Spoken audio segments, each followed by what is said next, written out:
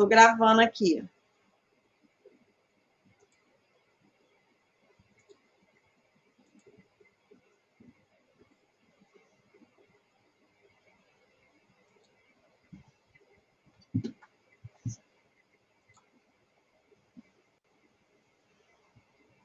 Bom, eu já...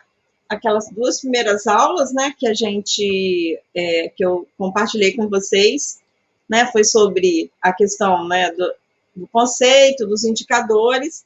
A segunda aula foi sobre a organização do pré-natal, né, o que se recomenda, como que esse pré-natal deveria ser organizado na atenção básica ou nos diversos espaços onde tem pré-natal, para que ele seja de forma mais efetiva para atender às necessidades dessa gestante, tá? Deixei já gravado e está lá disponível para vocês os exames laboratoriais da primeira rotina, os exames laboratoriais da primeira e segunda rotina e os exames de imagem, e também o exame físico da gestante, tá? Então, essas 5 aulas já estão lá disponíveis. E a gente vai falar hoje dessa primeira consulta, né? Então, a gestante, ela fez, né, o teste de gravidez, ou seja, o que for, vai iniciar a primeira consulta de pré-natal dela. Né? Então, nessa primeira consulta, a gente tem algumas questões que a gente precisa garantir, né? A gente falou da outra aula do acolhimento, né? Mas esse acolhimento é para além, né, só de receber e se responsabilizar por ela. Ela também precisa ser cadastrada, né, para ter o número do Cartão Nacional de Saúde. O CIS Pré-Natal Web... Alguém caiu, gente? Vou ter que interromper o compartilhamento. Deixa eu interromper aqui o compartilhamento. Caiu, professora. A Renata caiu. Ela está batendo na porta, que ela falou. Eu vou deixar essa sala aberta, porque senão eu não vou conseguir toda hora sair da aula para poder abrir a porta, tá? Então, ela está destrancada.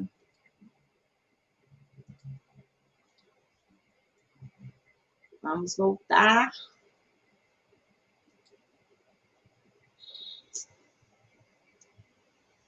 Então, esse primeiro momento dela na unidade, se ela não tem o Cartão Nacional de Saúde, ela precisa que esse Cartão Nacional de Saúde seja aberto, né? Que ela tem que ter o número dela no SUS. O CIS Pré-Natal Web, que eu acho que foi substituído pelo formulário SUS, tá? Antes era específico do... Desculpa. Era específico para gestação, eu acho que isso foi tirado, tá? Ai, desculpa, gente, peraí.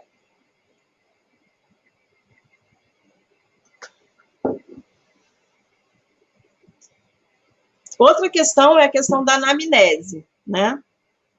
Que a gente já falou também da importância de você conhecer a história dessa gestante. A questão, né, do preenchimento do cartão e do prontuário e da solicitação dos exames laboratoriais e teste rápido. Vou ter que parar um pouquinho.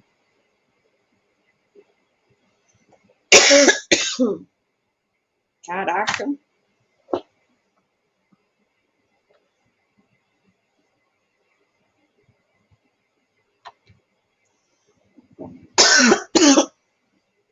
Um minutinho, gente.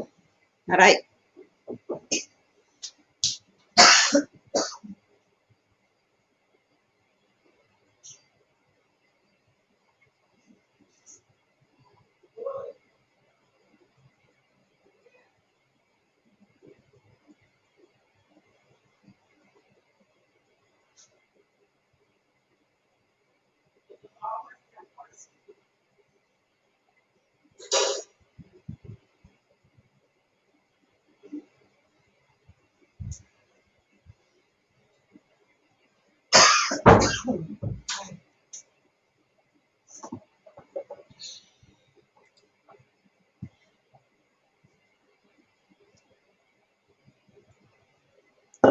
Vamos ver se eu consigo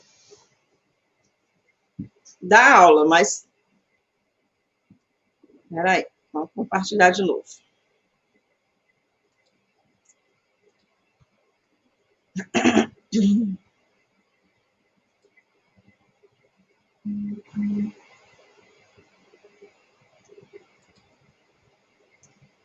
Bom, voltando.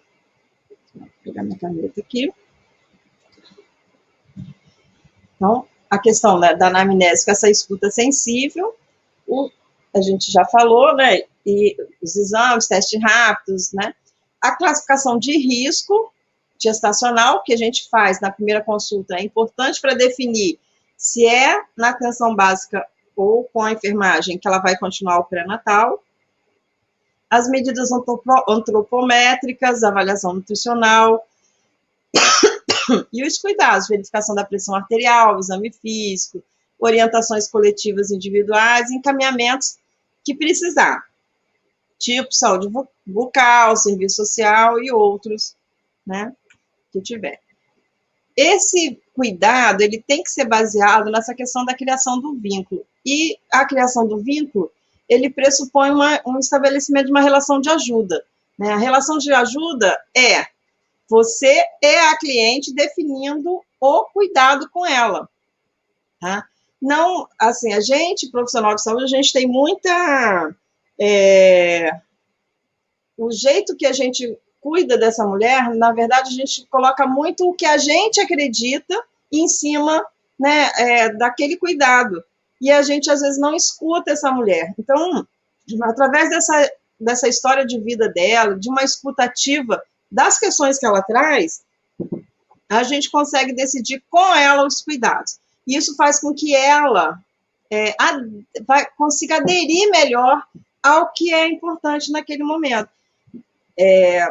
Para a gente poder fazer isso, a gente precisa derrubar as barreiras. Que barreiras são essas?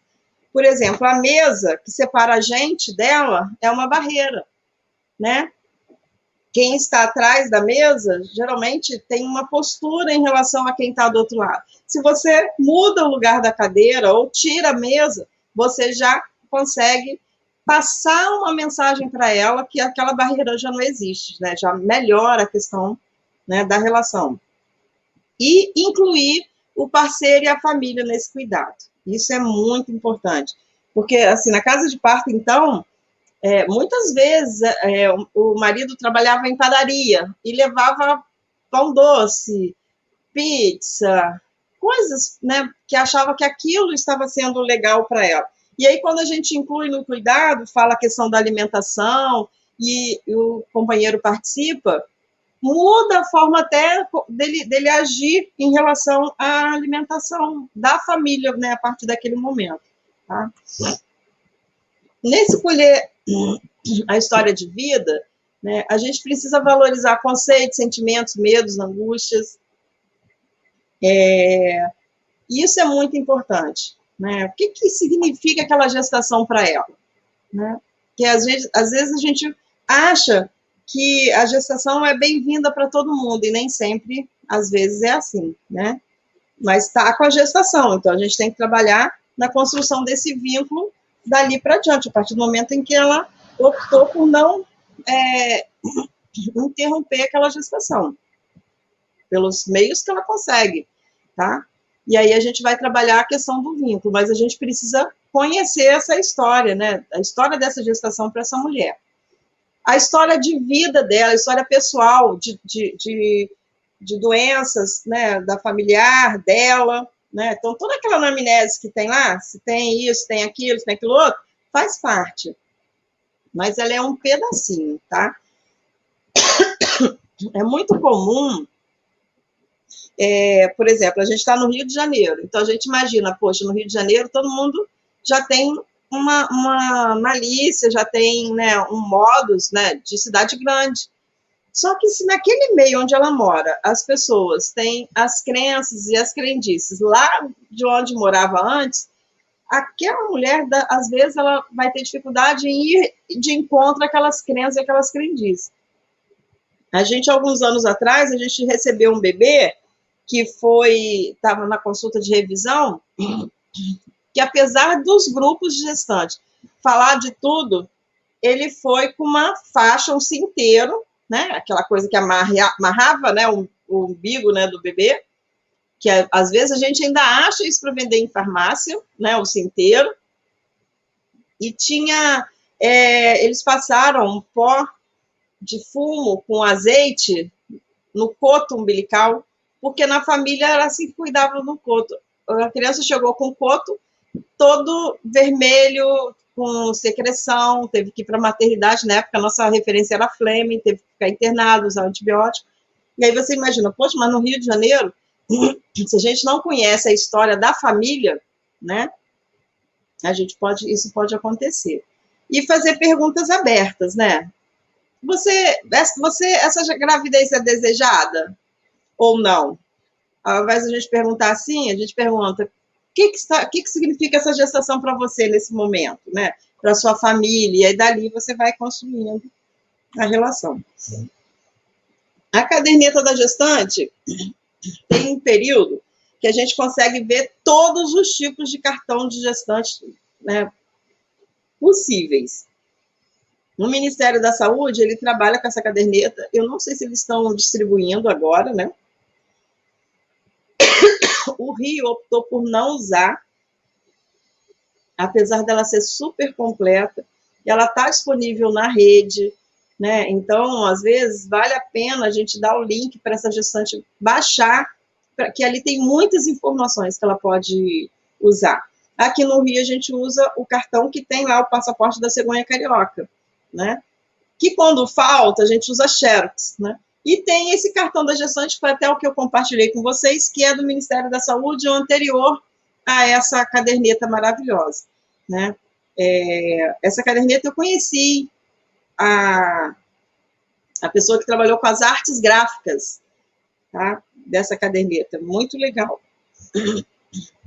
Nessa primeira consulta também, a gente vai determinar a data provável e a idade gestacional, né? Então, vocês já devem estar carecas de fazer isso, quem já passou pelo pré-natal e na unidade, mas eu vou falar de novo, né? Algumas questões que a gente tem que ter cuidado em relação à data provável e idade gestacional. O objetivo é estimar, né, o tempo da gravidez, mais ou menos, e a idade do feto, tá? E aquela famosa regra de Nageli, no dia da última menstruação, que a gente precisa saber. A gente vai somar 7, ao mês a gente soma 9 ou diminui 3, e ao ano vai manter ou vai mudar de acordo com o período que você está contando. Tendo aquele cuidado, gente, quando você soma 7 ao dia e passa para o mês seguinte, daquele mês que você está vendo, você tem que fazer esse cálculo aqui, mais 9 ou menos 3, no mês seguinte. Então, quando é final do mês, a data da última menstruação, geralmente é no mês seguinte que a gente vai contar para fazer esse cálculo aqui, tá? Se ela tem uma ultrassonografia de primeiro trimestre, essa é a mais confiável para fazer o cálculo da data provável do parto e a idade gestacional. Então, isso é muito importante. Se ela tem uma idade gestacional e uma data provável do parto, que é muito, pela ultrassom, que é muito diferente da DUM, a gente para de usar a DUM e passa a contar essa daqui. Porque senão isso confunde, principalmente no final da gestação, o momento, né, que ela chega com 41 semanas, que é onde tem que encaminhar para a maternidade para a indução do parto, né, a rotina hoje, o protocolo do município, tá? 41 semanas ou 41 semanas e 3 dias, de acordo com o local. E a cada consulta a gente vai calcular a idade estacional.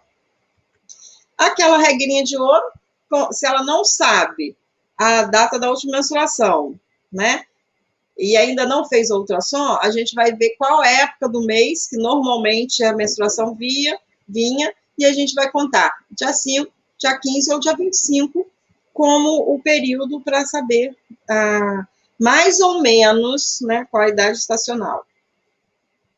Quando ela é totalmente desconhecida, a gente vai ter que avaliar a altura uterina enquanto espera a ultrassonografia, tá?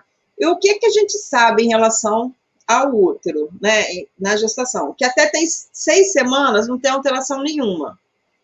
A partir de 8 semanas, você já tem um útero que é 2 vezes o tamanho normal. E com 10 semanas, ele tem 3 vezes o tamanho normal. Só que a gente, na consulta ginecológica, o enfermeiro, ele colhe o preventivo, mas ele não faz o exame ginecológico. Ele não toca normalmente para ver o tamanho desse útero, a posição, se ele está com antiversão, se ele está retrovertido, se ele tem alguma massa. Isso fazia parte da consulta ginecológica. Então, quando a gente faz isso de rotina na consulta ginecológica, né, quando vai, depois que colhe o preventivo, fazer esse exame local, você vai saber se esse útero está 2 vezes maior ou 3 vezes maior. Se você não faz, não adianta você tocar, porque você não vai saber o que estava normal, o que não era, porque você não tinha por hábito tocar, né, sentir o útero, né, lá dentro da pelve, na consulta ginecológica, tá? O que a gente sabe também, com 12 semanas, o útero se encontra na altura da sínfise púbica, tá? Com 16 semanas, ele vai estar entre a sínfise e a cicatriz umbilical. E aí, você mediu, ele está 16, 17 semanas, você vai imaginar mais ou menos essa idade estacional. E com 20 semanas, aproximadamente, o útero vai estar na altura da cicatriz umbilical. Então, esses parâmetros, a partir de 20 semanas, ele vai crescer 1 centímetro por semana. Então, esses parâmetros a gente utiliza para poder ter mais ou menos uma ideia da idade estacional, né? Mas depois, com certeza, a gente precisa confirmar com a adulto. Para saber a idade estacional, a gente tem várias formas de calcular, né? E eu vou mostrar várias aqui. Se a gente não tem o calendário, não tem um disquinho, não tem o celular, não está funcionando, aquela calculadora, né, de idade estacional, a gente pode usar o número de dias, tá? E dividir por 7, que é o número de semanas. Então, aqui tem um exemplo que você está no dia 21/5, como se hoje fosse dia 21 de maio. Essa gestante, ela tinha uma DUM de 20 de janeiro, tá? De 2020. Então, em janeiro, quantos dias tem até o dia 31?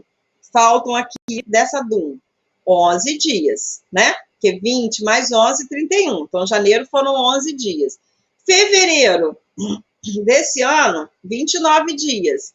Março, 31 dias. Abril, 30 dias. Maio, que é o dia da consulta, 21 de maio, 21 dias. Aí, no total, deu 122 dias. Dividido por 7, não adianta dividir pela calculadora, porque vai dar aqueles números decimais, tá? Vocês vão ver que ela tem 17 semanas e sobram 3 dias.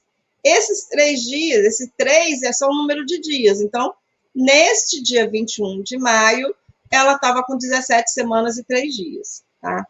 Aí, a gente pode confirmar isso pelo calendário. Na casa de parto, quem passa pela casa de parto, usa muito esse calendário. Então, ó, a DUM, 20 de janeiro. Então, 20 de janeiro era uma segunda-feira, tá? A gente conta quantas segundas-feiras tem até o dia 21 de maio, tá?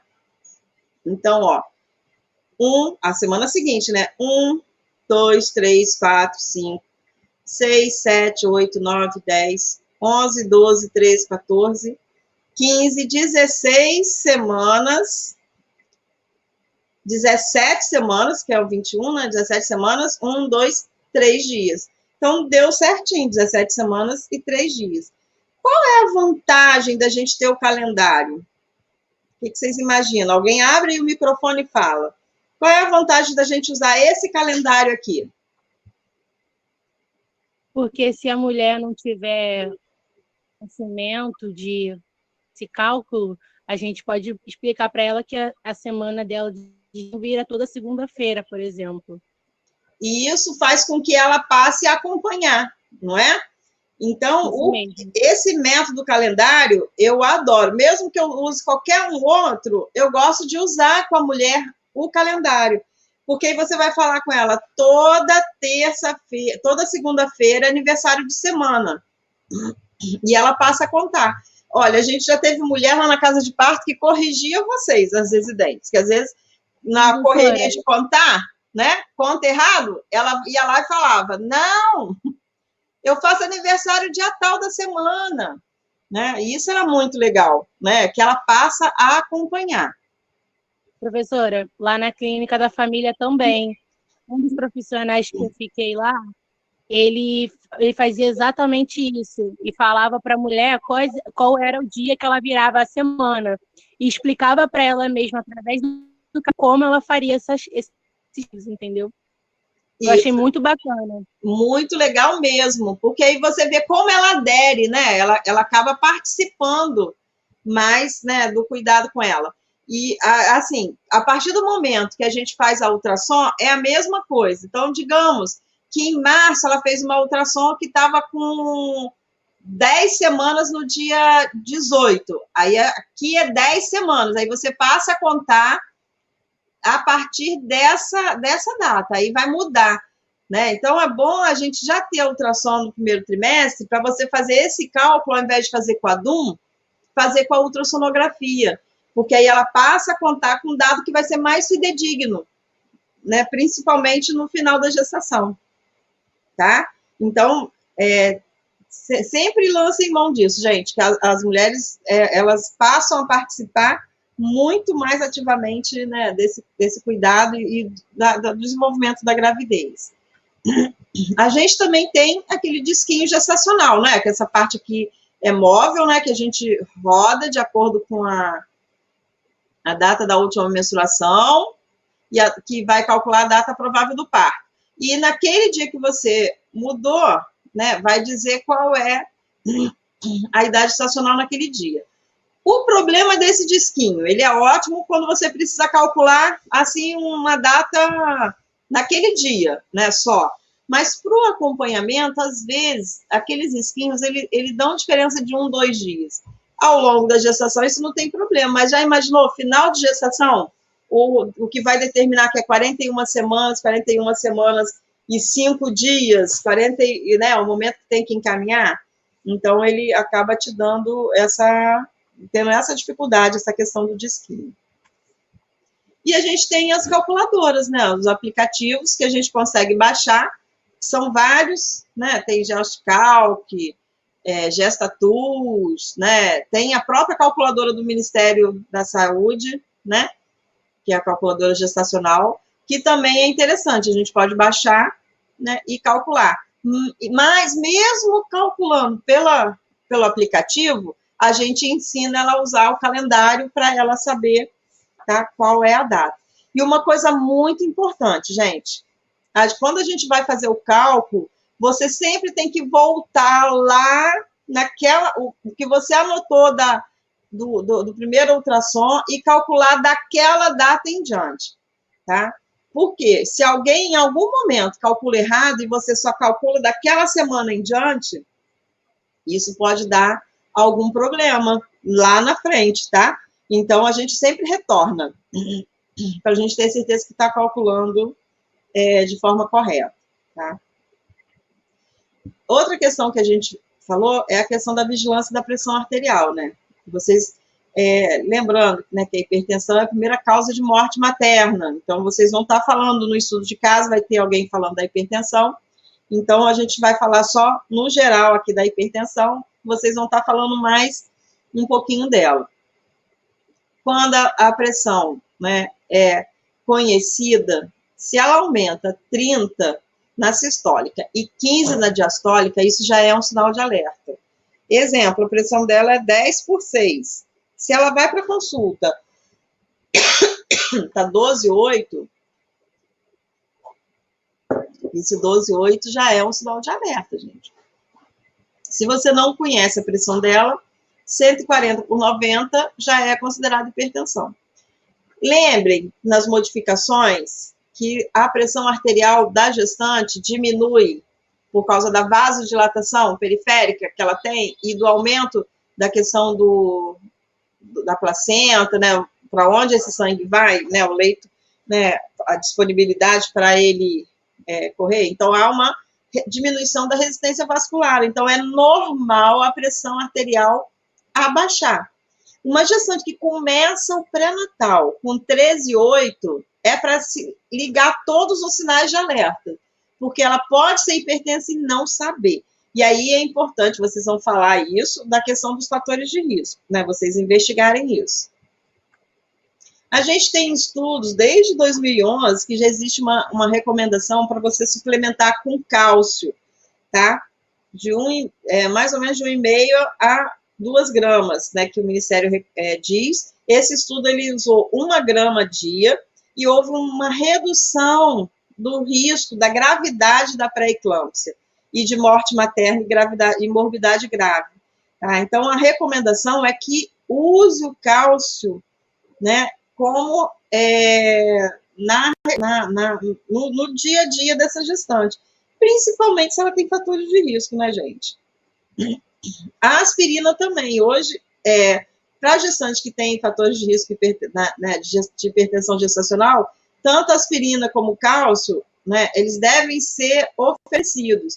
A aspirina a partir de 12 semanas, de preferência antes de 20, e o cálcio a partir de 20 semanas, né? Isso é recomendação, se vocês olharem lá no portal das boas práticas do IFF, tem muitas orientações legais. Então, eu sugiro vocês a entrarem lá no portal das boas práticas e, se vocês colocarem principais questões sobre a profilaxia da pré-eclâmpsia no pré-natal, vai ter várias coisas que vai estar falando sobre, que aí o grupo que vai falar de hipertensão pode estar consultando para olhar, tá? Como ainda não é rotina, né, no município, ainda não é, né, a gente pode estimular um aumento dos derivados, né, dos alimentos que são ricos em cálcio, tá? E a gente tem os vegetais de folha verde escura, a sardinha, que muitas mulheres comem, né? Aí tem amêndoa, soja, leite, derivados, aí, de acordo com a possibilidade dela, a gente vai fazer a orientação que for importante, tá?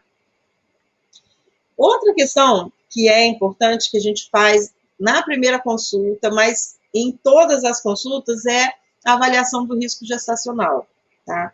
Então, a atenção básica ela é a porta de entrada da gestante.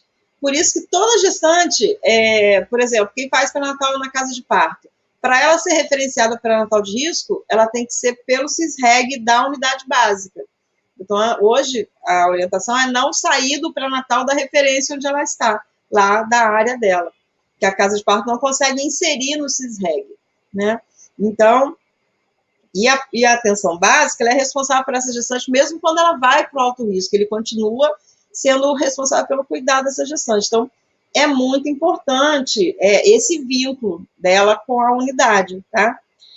A classificação de risco, ele é um processo dinâmico, tá? Porque você precisa, às vezes, de um tratamento imediato, ou, se ela tem fatores de risco, já determina que ela é de risco, ela vai ser encaminhada para o alto risco, ou é alguma coisa que vai tratar e vai voltar. Então, precisa, né, ser feito a cada consulta, tá?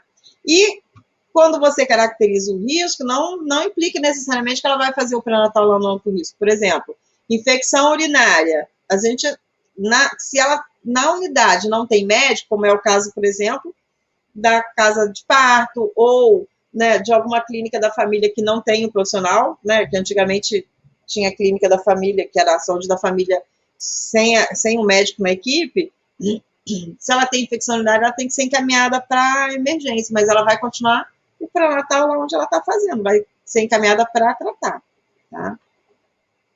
E aí, o manual do pré-natal de baixo risco, ele separou os fatores de risco, né, que podem ter o pré-natal acontecendo na atenção básica. Se pode ser na atenção básica, então pode ser com o enfermeiro, tá? São fatores, não significa que ela tem, né, que vai desenvolver, mas ela tem fatores que tem que ser olhados, tá? E aí, em relação às características, né, individuais, as condições sociodemográficas desfavoráveis. Eu gosto de mostrar isso daqui, porque, por exemplo, durante muito tempo, idade menor que 15 anos e idade maior que 35 era considerado risco. Em alguns lugares vocês ainda vão escutar isso, tá? Então, essas meninas abaixo de 15 anos eram encaminhadas para o pré-natal de alto risco, tá? Então, tem que ter outras coisas que se junte a essa idade menor que 15 anos, né, para que ela tenha que ir para o alto risco, ela pode continuar onde ela está. Situação familiar insegura e não aceitação da gravidez. Se isso fosse, né, gente, ninguém ia fazer pré-natal na unidade básica. Então, mas são situações que podem aumentar a chance dela desenvolver alguma patologia na gravidez. Então, a gente vai ficar, né, trabalhar a questão de redes de apoio, trabalhar o acolhimento dessa menina, dessa pessoa, tá? Para que evitar outras coisas. E a questão do IMC, que evidencia baixo peso, sobrepeso ou obesidade. O fato de estar classificado como obesidade, né, ou baixo peso, não significa que ela tem que ser encaminhada, ela tem que ser orientada e trabalhada naquela gravidez para não ter aumentos abruptos, né, ou tentar fazer com que o peso volte para o normal. Em relação à história anterior, reprodutiva anterior, se ela tem história de recém-nascido com restrição do crescimento, pré-termo ou mal formado, se ela teve bebê que nasceu com macrosomia fetal, mas, por exemplo, se teve bebê macrossômico, todo mundo sabe o que é macrossômico, gente? Sabem o que é macrosomia fetal? Ele é grande. Se ela tem uma história de um bebê grande, o que anteninha que vai ligar na nossa cabeça? Diabetes. Diabetes gestacional, na gestação anterior, sem ter sido identificado, né? Então, são fatores que a gente vai ficar atento, mas não necessariamente nesta gravidez a gente precise encaminhar. A mesma coisa, síndromes hemorrágicas ou hipertensivas, intervalo entre o parto menor ou maior, né? Menor que 2 anos ou maior que 5 anos, se ela é nulípara, se ela é multípara, ou seja, quase todo mundo, né, gente? Se você fosse pensar, se tudo fosse fator indicativo de encaminhar, quase ninguém ia ficar. Cirurgia uterina anterior ou 3 ou mais cesarianas. 3 ou mais cesarianas vai avaliar a questão do parto, né? Por exemplo, não tem indicação para parir em casa quem tem 3 cesarianas.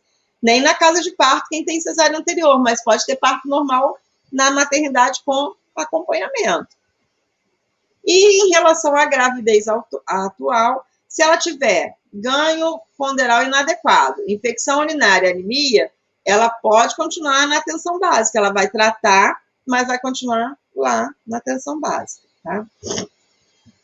Agora, ele separou os fatores de risco que podem indicar encaminhamento ao pré-natal de alto risco. Então, essas mulheres, elas já vão ter a indicação de ser acompanhada no alto risco. Por exemplo, doenças pré-existentes. Qualquer aquelas, né, cardiopatias, pneumopatias, todas as patias possíveis, né, ela vai ser encaminhada para o alto risco. E aí, aqui eu só chamo a atenção a dependência de drogas lícitas ou ilícitas. O que seria uma droga lícita, gente?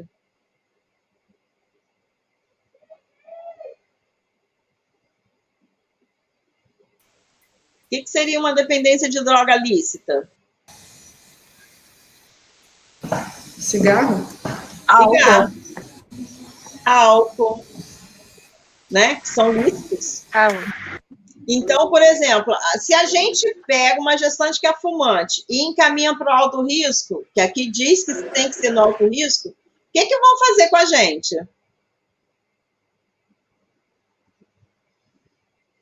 Vão aceitar esse encaminhamento?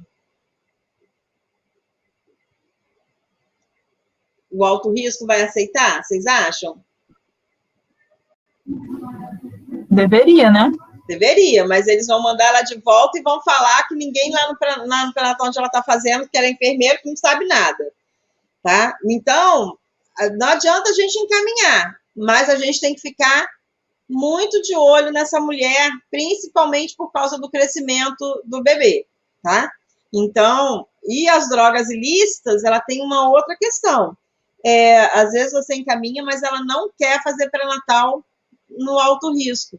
E aí, se é, por exemplo, na casa de parto, ela não vai ficar. Mas, se é na atenção básica, você também não pode jogar ao vento. Então, tem que ter um jeito de acompanhar essa mulher de forma a trazer o alto risco para ela, tá? Porque às vezes, quando elas são usuárias de drogas, elas têm muita dificuldade em aderir ao pré-natal. Se ela está aderida à unidade básica, então tem que criar um jeito para continuar essa aderência, para tentar cuidar o máximo possível, tá? Em relação à gravidez atual, aí sim, se você, geralmente na gravidez atual, é ao longo da gravidez que vai acontecer, a não ser assim, gemelaridade, você já tem a ultrassom que está com gêmeos, né? Que são gêmeos, trigêmeos. Então, você já vai encaminhar para o alto risco. Quando não, ao longo, se ela não tem na primeira ultrassom, na segunda ou terceira, por isso que eu falo, né? A questão da classificação de risco é ao longo do pré-natal, tá?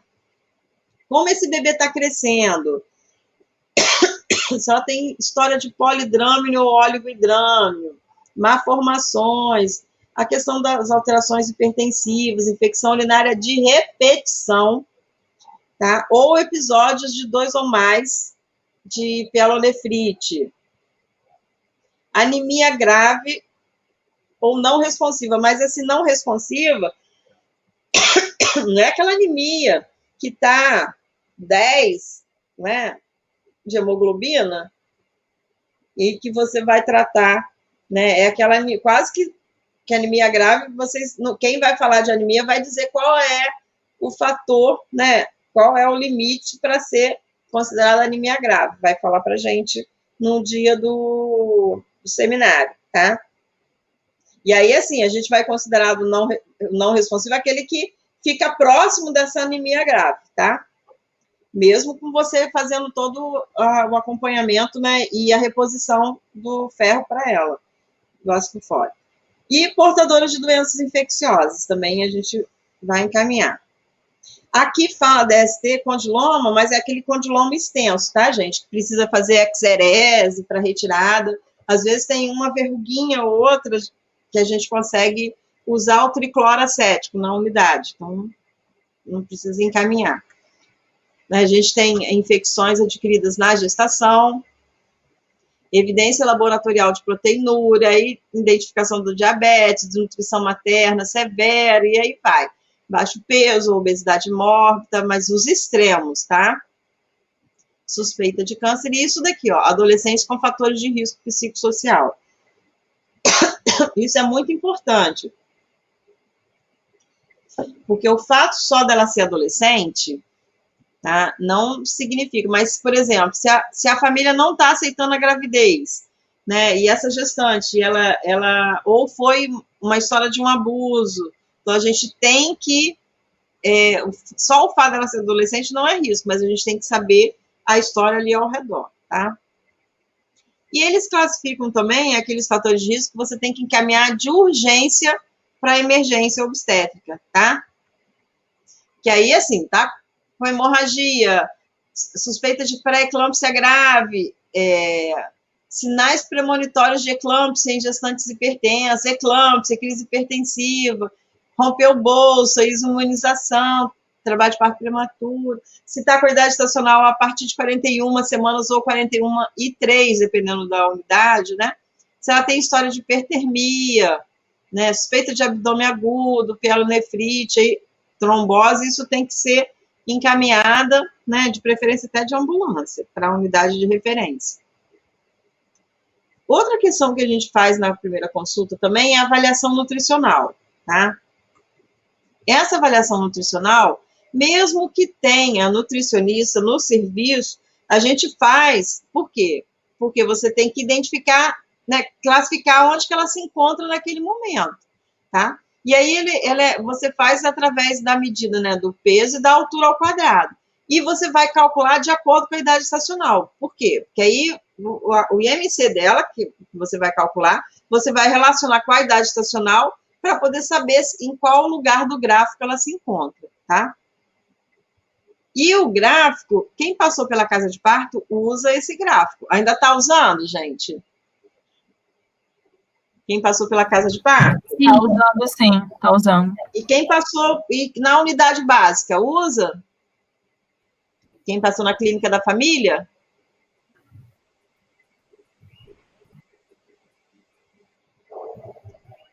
Tem, mas assim, não, eu pelo menos não preenchi. Por que esse gráfico ele é muito legal? Porque quando você identifica com ela e marca, ela vai ter muito mais vontade de tentar se manter dentro do adequado, né? Que é essa linha A. Se ela está baixo peso, se ela está sobrepeso ou com obesidade, você precisa saber né, como ela vai se, daqui para diante, seguir. Se ela está na obesidade, mas está crescendo paralela à linha, né, de sobrepeso, ou está entrando na linha de sobrepeso, ótimo. Se ela é baixo peso e está crescendo paralela à linha do adequado, também ótimo. O que não pode é o baixo peso se afastar da linha do adequado. O sobrepeso subir e ir para a obesidade. A obesidade cada vez aumentar mais.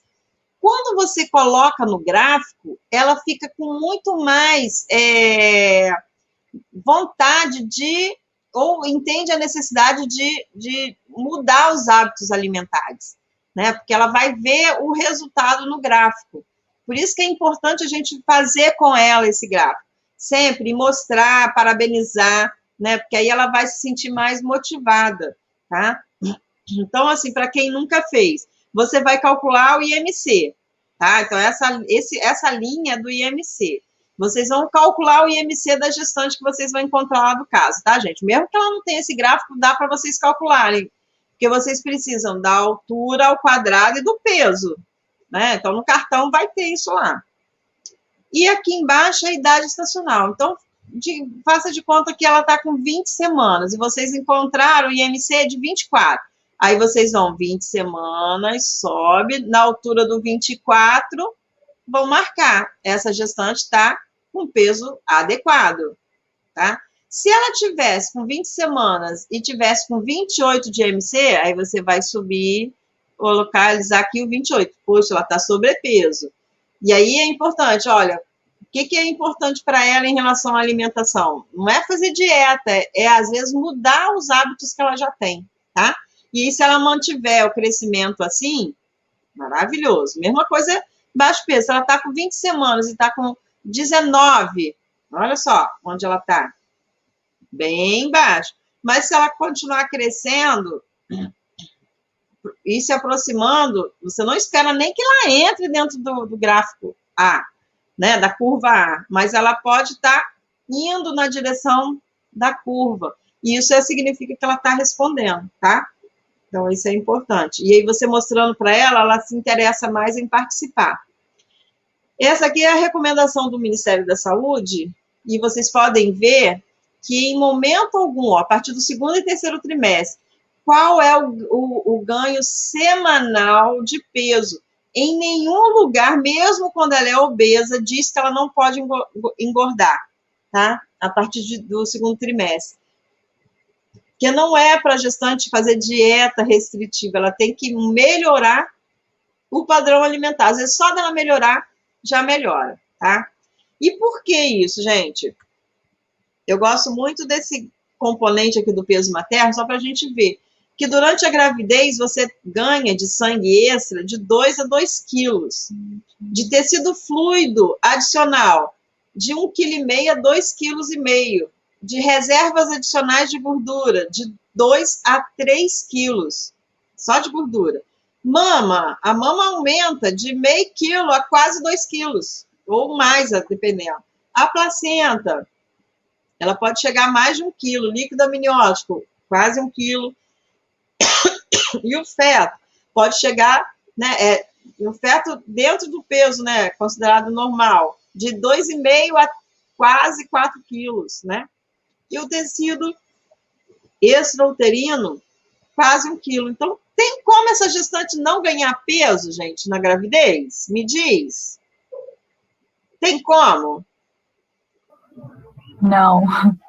Impossível, né? Então, se ela está perdendo peso, geralmente no primeiro trimestre, ela vai perder um pouquinho, né? Por causa dos enjoos, náuseas. Se ela está perdendo peso, alguma coisa está acontecendo, tá? E aí, assim, normalmente ela vai ganhar de 11,5 kg a 16.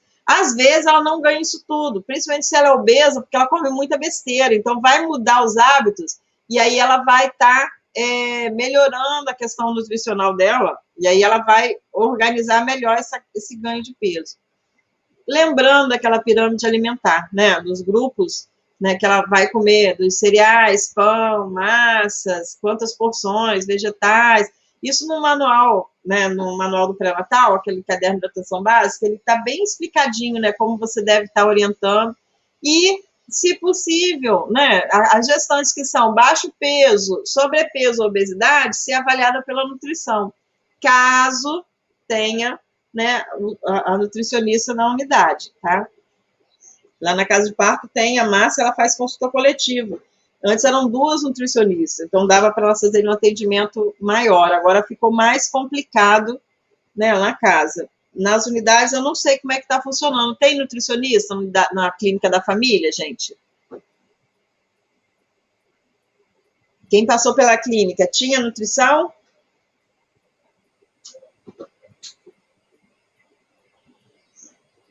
Meninos? Não, sabe? Eu presenciei uma consulta de pré-natal com o enfermeiro que ele solicitou a consulta da nutrição.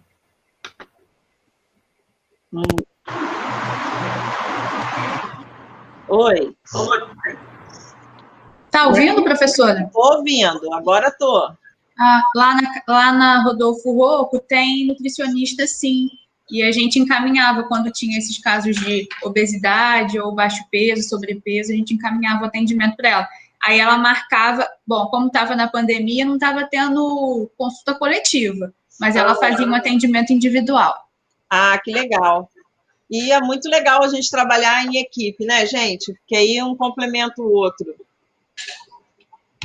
Isso é muito importante.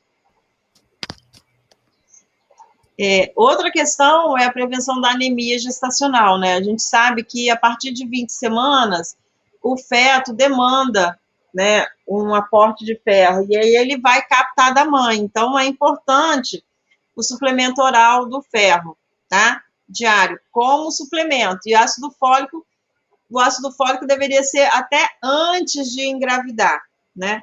Como, às vezes, né, não tem esse controle antes, a partir do momento que ela começa na unidade, você já oferece o ácido fólico. E o ferro a partir de 20 semanas. Eu dei aula para a saúde da família e as meninas falaram que no protocolo da atenção básica, eles colocaram, não estão fazendo ferro, a não ser que elas tenham anemia.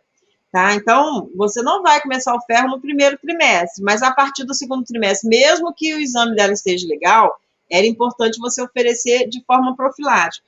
E aí elas falaram, mas a gente não faz porque o protocolo do município mudou e a gente faz exame com 20 semanas no segundo trimestre e faz exame no terceiro trimestre.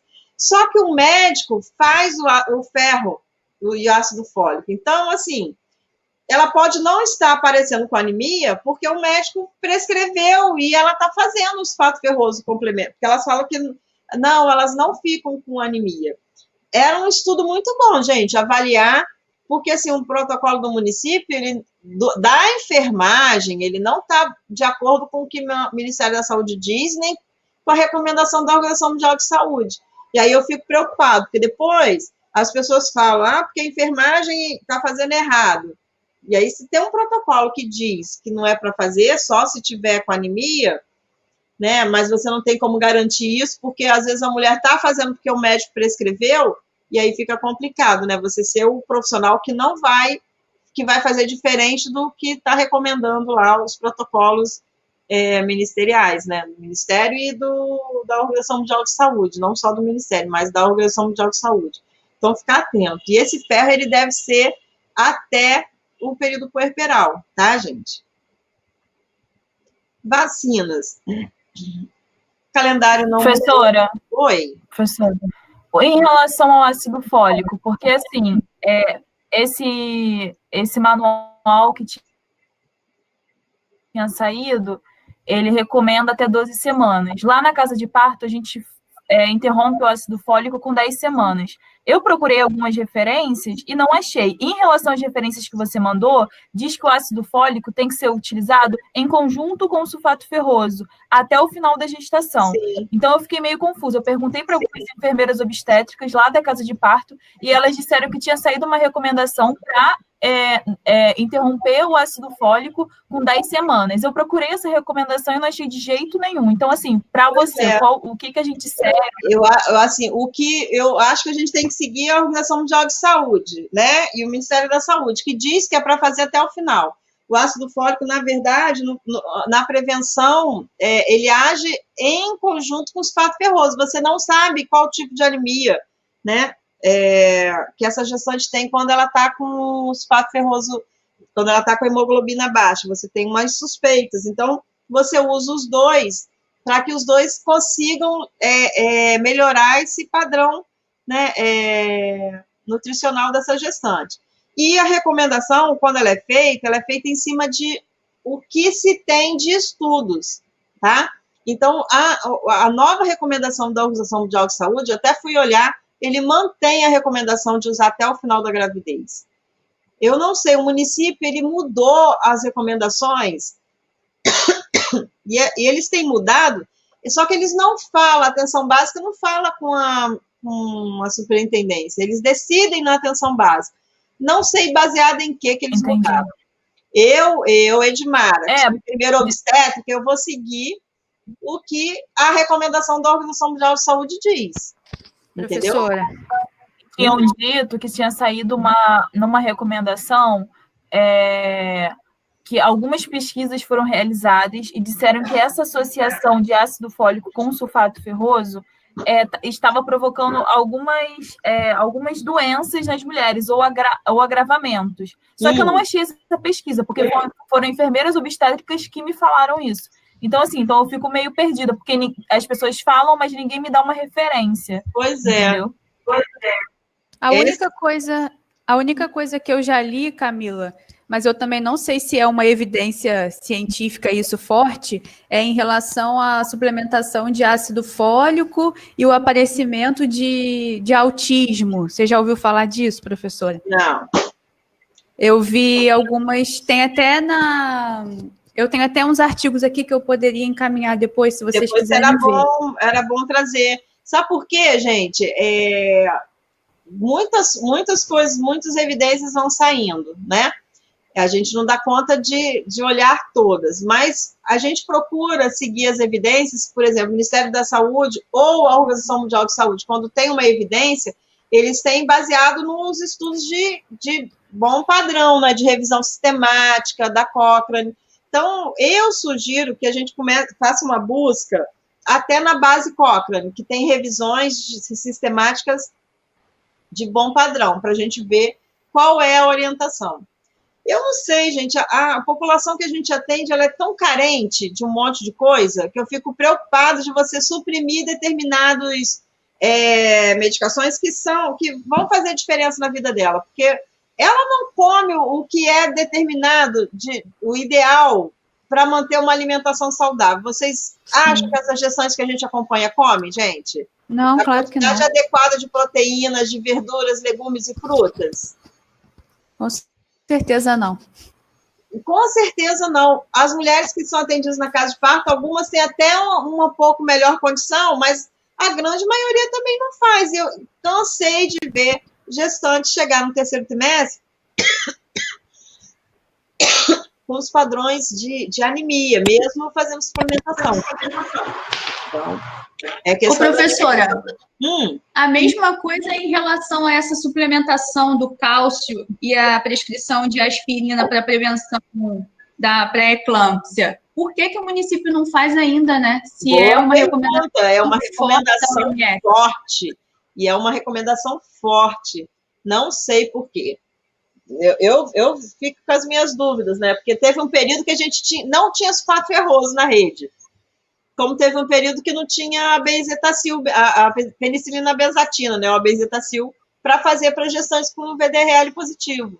Né? Então, eu não sei se as pessoas também, para resolver uma deficiência, colocam, né, uma orientação É muito ruim, gente, isso, porque assim, você vê a aspirina e o cálcio é uma coisa que é barato, né? E ele tem uma boa ação, né?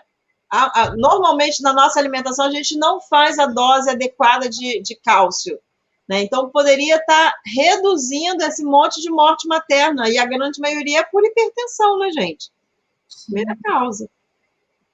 Então, é questão da gente discutir com os preceptores, né? Eu fico sempre com o pé atrás com o pessoal da atenção básica, no sentido que teve um período que eles colocaram que o enfermeiro não podia pedir a transvaginal. Aí eu na aula também com a atenção da família, saúde da família, eu falei, mas por que não?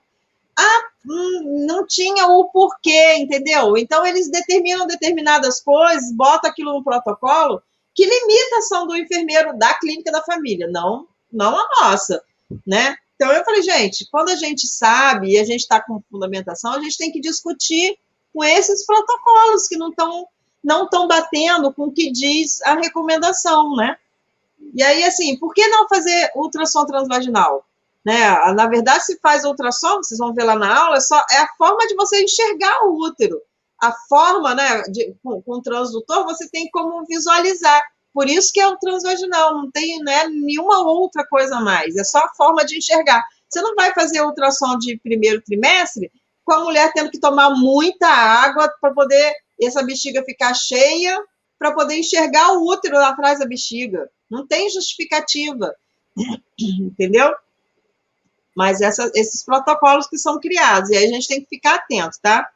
Porque a gente pode discutir, né, levar, e aí, claro que vocês sozinhos, nem eu, vamos conseguir mudar nada, mas a gente vai discutir, e aí a gente pode discutir levando a recomendação da Organização Mundial de Saúde, né? Para as pessoas poderem pensar lá. Professora, então você seguiria a do Ministério da Saúde, essa recomendação do sulfato ferroso mais ácido fólico até o final da gestação? Sim, eu seguiria, porque o do Ministério da Saúde está de acordo com a Organização Mundial de Saúde, que saiu agora, ano passado. Tá, só mais uma coisa. Em relação que, às vezes, quando a gente encaminha para a nutrição, elas passam alguns exames a mais, como o da vitamina D, para avaliar a quantidade, porque pode estar baixa e relaciona ao cansaço da mulher e a sonolência. E aí a gente vê bastante a suplementação com materna, esses polivitamínicos. Então, você acha interessante, não faz parte da rotina pedir a vitamina D, a gente solicitar a vitamina D para as mulheres que têm condições ou não. E fazer... Tá, e a suplementação com materna faz sentido também, ou não? Eu acho que, assim, se você tem o sulfato ferroso, por exemplo, você está atendendo ela na atenção básica, o sulfato ferroso e o ácido fólico tem lá disponível, né? Se ela é uma cliente particular sua e ela tem condições de comprar, ela pode até usar uma materna, mas assim, os estudos que tem, eles falam que não melhora as condições maternas quando você entra com os outros suplementos, entendeu? E a gente fica achando que a gente tem que entrar com um monte de coisa para essa gestante, na verdade, é discutir a questão da alimentação, dela tomar um sol, dela fazer um exercício, tá? Então, porque senão a gente começa a tentar substituir várias coisas com remédio, né? Então, a gestante vai chegar para você, não, mas eu quero tomar uma materna. Lembra que eu falei do cuidado compartilhado? Materna é mais caro. E vai ter coisas que ela vai tomar que não precisa. Se ela tiver com anemia de sulfato ferroso, a dosagem do ferro do materno é menos do que ela precisa. Às vezes ela tem que complementar com ferro, né? Tem acho que é o Combiró fólico. Tem um outro que vem com uma dosagem maior de ferro. Esse mesmo, é o Combiró fólico, que ele vem com uma dosagem maior. Então, você discutir com ela, entendeu? Para decidir, porque só vai comprar a materna quem tem condições, né? E que vai querer porque, né? O nome é bonitinho. E aí você senta e conversa e discute, tá? Os estudos de evidência, eles falam que não melhora, até naquele manual, nesse material que eu compartilhei, tá lá. Eles fizeram vários estudos, eles usaram vários estudos em relação à suplementação de outros, né, elementos. Não é recomendado você entrar. Então, por exemplo, a nutricionista pediu porque ela identificou uma dificuldade e é uma gestante que está nos extremos. Aí ela vai tratar porque ela identificou uma situação. Mas a gente não, então não tem por que a gente ficar pedindo exames a mais, tá? Senão a gente vai estar medicalizando excessivamente e vai tirar a importância da questão nutricional dela, né? Dela mudar hábitos para melhorar essa questão, tá? Vacinas. Então, né, a gente tem a tríplice bacteriana, né, a DTPA, que entrou, né, na rotina, a dupla adulto, né, a hepatite B e a influenza. Talvez ano que vem chegue a do Covid, né, gente? Ai, meu Deus, tomara, né? Para entrar nesse esquema. E aí, assim, alguém tem alguma dúvida em relação à DTPA, a alguma dessas doses, gente? Da vacina? Alguém tem dúvida em relação à vacinação? Eu só tenho uma questão. Em relação à hepatite B, eu vi que no manual não tem a solicitação do anti-HBS, mas a gente estava solicitando, mesmo assim. E aí, quando o anti-HBS dá não reativo, eu vou fazer o esquema por completo? Uhum. Tá bom. Sim. Aqui no município eles fazem, acho que ainda fazem o anti-HBS. Aí a gente avalia e completa. Ou completa o esquema, caso ela tenha, né, alguma coisa, ou faz o esquema completo, caso ela não tenha, tá? A dupla e a DTPA, todo mundo tá tranquilo com ela? Sim. Tá, então tá bom. Em relação à sexualidade na gestação, né, a gente sabe que a questão da expressão da sexualidade na gravidez, né, tem vários aspectos que vão influenciar, tanto anatômicos, fisiológicos, como psicológicos, né, assim, tem gente que tem a questão, né, do medo, né, de ter relação porque vai atingir o bebê, tanto a mulher como o homem, tem a questão dos tabus, questões religiosas, então, isso tem que ser conversado na gravidez, tá? E como é que a gente pergunta isso, gente? Como é que vocês observam essa pergunta lá na unidade? Como é que vocês já perguntaram isso para alguma grávida? Então, eu costumo perguntar, na clínica da família eu não via isso acontecendo, então eu particularmente perguntava. Eu tento agir com mais naturalidade possível. Eu pergunto, a sexualidade está ativa? Como é que tá? E eu tento desmistificar a questão de ser só a penetração, a sexualidade para além disso. Porque muitas têm muita dificuldade, mas na casa de parto eu vi muitas mulheres com experiências super positivas, que a sexualidade está mais ativa, com mais desejo, a libido está mais alta, e as que me relatam que tem uma diminuição da libido, eu tento incentivar as preliminares. Mas, assim, eu tento agir de forma mais natural, até porque nós temos a vantagem de sermos mulheres, então acho que facilita para a gente. Então, para mim, não tem muitos problemas, não. E quando o companheiro está junto na conversa? Eu não tive essa experiência. Alguém teve, gente? Eu também não. No pré-natal da Fernando foi na pandemia, então até o pessoal não estava indo acompanhando, nem o marido. Entendi. Tem uma forma, né, da gente perguntar que é um pouquinho mais, fica tranquilo, e aí é como se você abrisse uma torneirinha, né? Você começa a perguntar assim, como é que está o namoro de vocês? Né? Quando está o casal. E aí, quando você começa com essa pergunta, e como é que está o namoro? Eles vão ter que perguntar, eles vão ter que responder. E aí, às vezes, ali sai um monte de coisa interessante, né?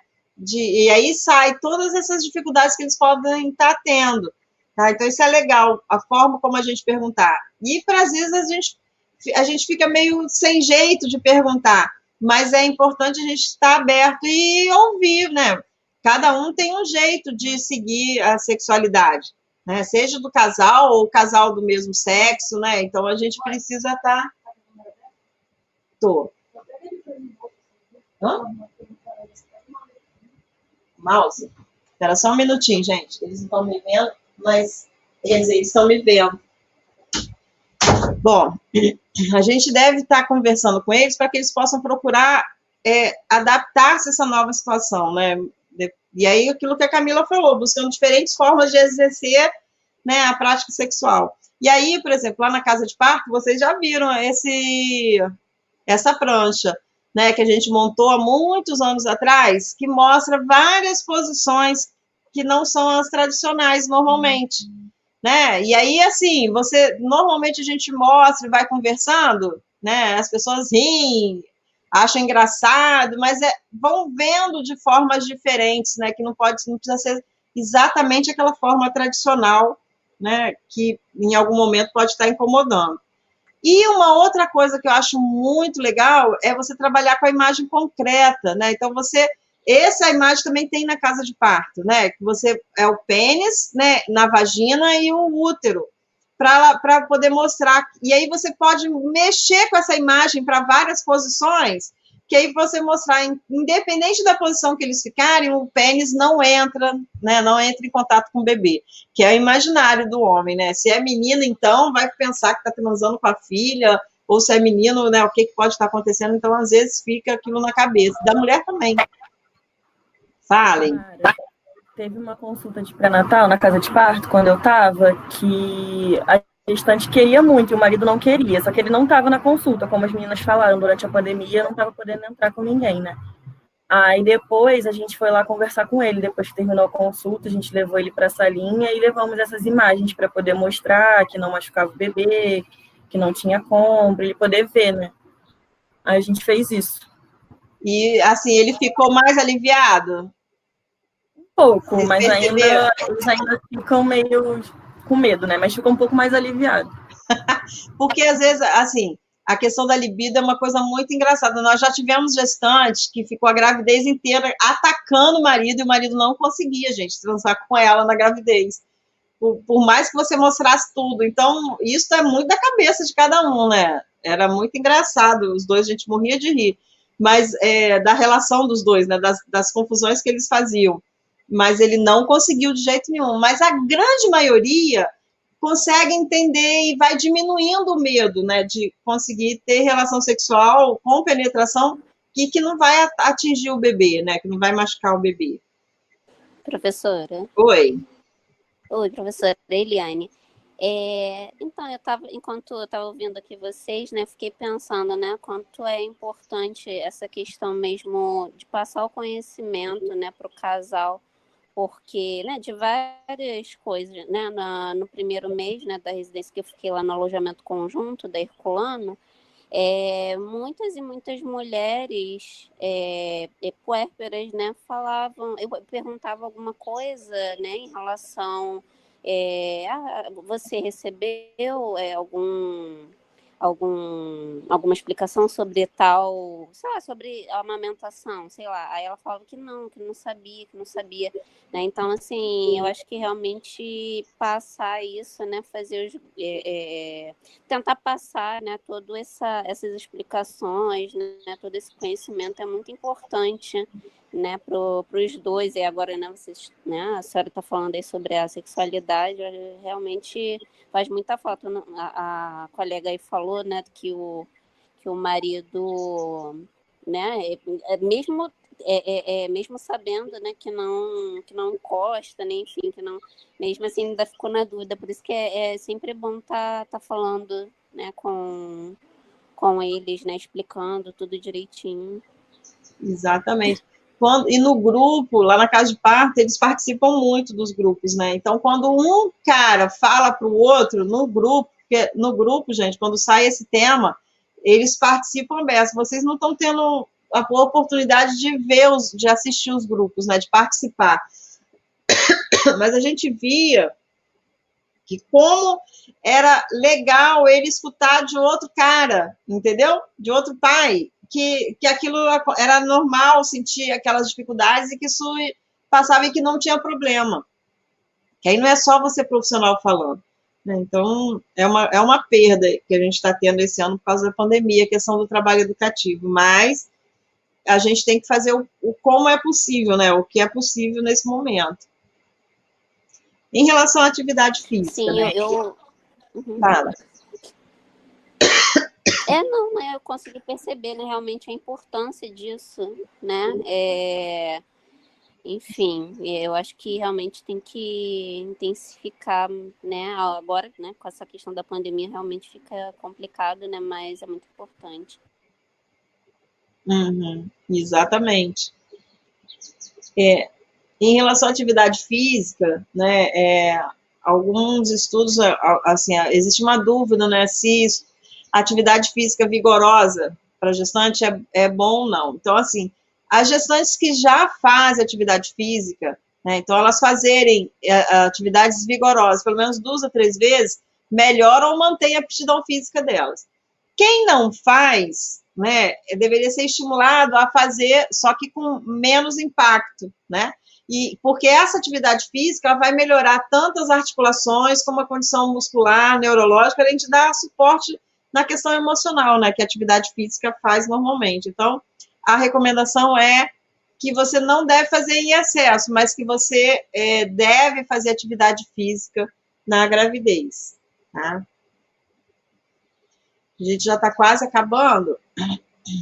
O calendário de consultas, que aí eu vou abrir para a gente discutir. O calendário de consultas, né?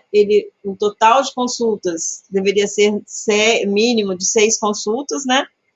Que é o que diz o Ministério da Saúde. A 7ª é com a revisão puerperal, sendo que a Organização Mundial de Saúde ele recomenda 8 encontros mínimos, tá? E aí, assim, a gente tem uma cobertura pré-natal, vocês viram lá naquela primeira aula dos indicadores, em torno de 80%. Quer dizer, 80% das pessoas fizeram 6 ou mais consultas. E isso quer dizer que se fez 6 ou mais consultas, mesmo assim, quantidade de morte materna, gente, não justifica.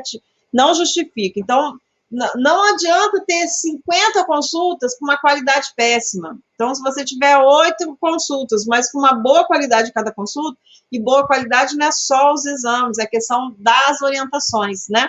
Você consegue reduzir mortalidade, reduzir morbidade, então isso é importante.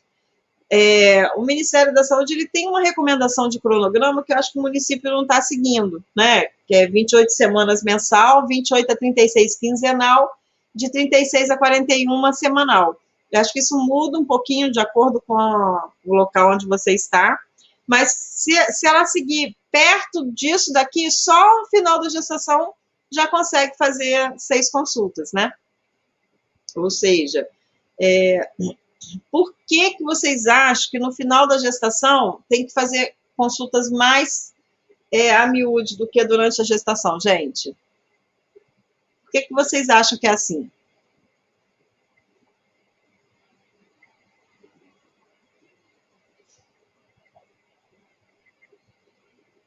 Hein, gente? Por que no final da gestação tem que ser semanal essa consulta? Para acompanhar mais de perto qualquer tipo de alteração na pressão, se tiver perda de algum líquido que a mulher considere perda urinária, mas na verdade pode ser uma bolsa rompida. Acompanhar mais de perto mesmo essa evolução, até porque com 41 semanas, por exemplo, na casa de parto, a gente está encaminhando para a maternidade. Então, a gente acaba entrando ai, meu Deus, esqueci a palavra. Com técnicas, né, para ver se a mulher entra em trabalho de parto. Então, acho que é isso, acompanhar mais de perto e ver, né, e orientar da forma mais adequada de acordo com a idade gestacional. E assim, os estudos, eles apontam que aumenta a morbidade perinatal quando essa gestante fica um tempo maior nesse final. Então, esse final, ele é importante para você identificar alterações, não só de perda de líquido, mas de vitabilidade fetal também. Agora, vocês imaginam, gente, que até um tempo atrás, as pessoas davam alta no pré-natal. Vocês já ouviram falar isso? Eu ganhei alta no pré-natal. Alguém já conseguiu ouvir isso alguma vez? Eu ouvi isso quando eu estava passando no acolhimento da Fernanda Magalhães. Eu já ouvi, não foi antigamente, não. E ela falou que a última acontecida, ela já estava de alta. Existe alta do pré-natal, gente? Não. Né? Totalmente ilógico. Então, assim, a alta quando ela volta com o bebê na consulta puerperal, né? Então, isso é muito importante, porque ainda hoje, a gente ainda escuta isso, tá? De alta do pré-natal, tá? Então, alta é o neném nascer. Os direitos do pai, né? No pré-natal, hoje já trabalha essa questão do pré-natal do pai, ele fazer vários exames durante esse período, né? Aproveitar para fazer exames também, né? Durante a gestação, acompanhar as dificuldades, né? A questão do crescimento da paternidade. E ele tem, pela lei, né? O direito à licença paternidade. Tem a questão de algumas empresas cidadãs que aderiram à licença paternidade de 15 dias, então dá um total de 20 dias, mas ele tem todo um passo a passo que ele precisa fazer para poder ter direito a participar desse licença cidadã. E ele tem direito de participar do acompanhamento pré-natal. Tá? Alguns serviços têm dificuldade em aceitar a declaração de comparecimento da consulta pré-natal, mas outros já têm uma visão diferente, né? Então, a gente fala muito essa questão, né, de como vai construir a paternidade se o pai ele sempre foi excluído, né, do processo. Antigamente, gente, a mulher era deixada na maternidade, a família só vinha depois que esse neném nascia. Vocês têm uma noção do que é isso? Então, não tem nem ideia, né, do que acontece lá dentro. Então, é muito importante você inserir o pai nos cuidados, né? Que, na verdade, ele faz parte desse processo. E a questão da sistematização das práticas educativas, né? Tanto as de grupo como as individuais, né? E aí você vai falar de várias coisas para ela. Eu falei dessa questão da cartilha, da caderneta da gestante, tentar disponibilizar o link para ela, porque todas elas têm um celular. Então, se conseguir baixar pelo link, lá fala muito dos direitos da gestante, fala das modificações, vínculo, alimentação, amamentação, trabalho de parto, momento de ir para a maternidade, e até o planejamento reprodutivo fala, os cuidados com o bebê. Então, se tem dificuldade de acesso, né, ou está tendo dificuldade de fazer as práticas educativas, estimule ela a baixar essa caderneta e vir a cada consulta trazendo para discutir com vocês na consulta as dúvidas que ela tem. É um jeito que a gente tem de estar trabalhando isso, tá? Essa caderneta ela está disponível na rede, tá? Então, é um jeito que a gente tem. E acabamos, gente. Caraca,